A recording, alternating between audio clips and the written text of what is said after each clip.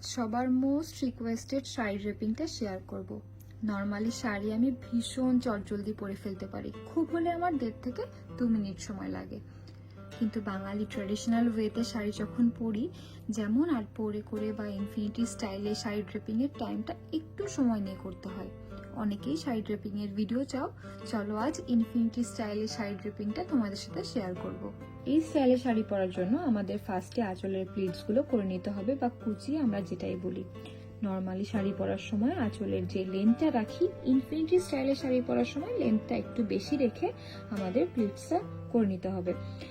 আমি ফার্স্টে আঁচলের লাস্ট থেকে প্লিটস গুলো করে নিয়ে ক্লিপ বা পিনের সাহায্যে সিকিউর করে নিই। তারপরে পার্ট বাই পার্ট সেটাকে করতে থাকি আর পিন করে নিই।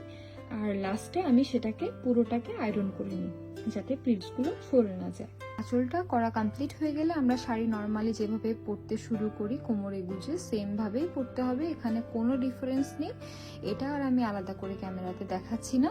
তবে আঁচলটা সামনে থেকে না দিয়ে পেছন থেকে ঘুরিয়ে শোল্ডারে আমরা পিন করে নেব, কিছুটা মারোয়ারি স্টাইলে শাড়ি পরার মতো করে। তারপরে আমরা নর্মালি শাড়ির কুচিগুলো করে নেব, করে নিয়ে সেটাকে টাকিং করে দেব। অ্যান্ড সাইডের যে পাড়ের অংশটা আমরা সবসময় পিন দিয়ে টাইট করে সিকিউর করে থাকি, সেটাকে আমরা লুজ রাখবো এই স্টাইলের জন্য। এরপরে আসতে হবে আবার আঁচলের লাস্ট অংশটা ঘুরিয়ে একদম আমরা পেছনের দিকে নিয়ে যাব, সেটাকে একদম পেছন থেকে সাইডে নিয়ে আসবো। যেই অংশটা আমরা লুজ রেখেছি সেখানে ওটাকে আমরা আবারও পিন দিয়ে সিকিউর করে নেব।